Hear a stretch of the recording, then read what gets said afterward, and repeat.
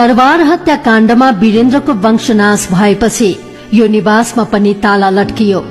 हुन त 2062-63 को जनआन्दोलनले मुलुकबाट राजतन्त्रको विदाई नगरुन्जेल तात्कालीन राजा ज्ञानेन्द्रले नारायण हिटीको भोग चलन त गरे, तर यो निवास शक्ति र शानको बीचमा पनि नितान्त एक्लो नै रहिरह्यो। राजतन्त्रको अन्त्यसँगै नारायण हिटी दरबार सर्वसाधारणको लागि सार्वजनिक गरिए पनि 50 वर्ष आयु भुक्तान गरिसकेको वीरेन्द्रको यो निवास भने आम मानिसको लागि खुला गरिएन। विक्रम सम्वत 2023 सालमा बनाइएको श्री सदन निवासको आँगनमा रहेको घण्टा राजा वीरेन्द्रले घर पनि मन्दिर हो भन्ने सोचका साथ स्थापना गरेको बताइन्छ।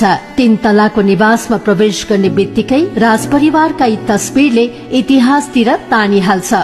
यसको सजावटमा कुनै परिवर्तन गरिएको छैन, जसरी पहिला सजाइएको थियो त्यही अवस्थामा राखिएको छ। यो राजा वीरेन्द्रको परिवारको डाइनिङ हल अनि यो धारा भने खिया लाग्न थालिसकेको छ। डाइनिङ हलको आडमा रहेको यो रानी ऐश्वर्यको कार्यालय।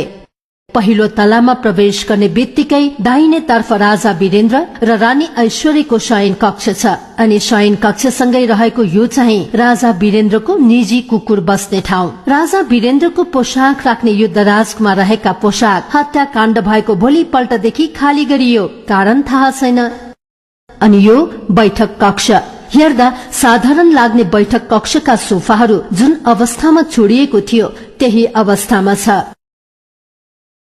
अनि राजा वीरेन्द्रको अति प्रिय टेलिभिजन पनि यतिकै अलपत्र छ। तेस्रो तलामा रहेको यो राजकुमार निराजनको शयन कक्ष।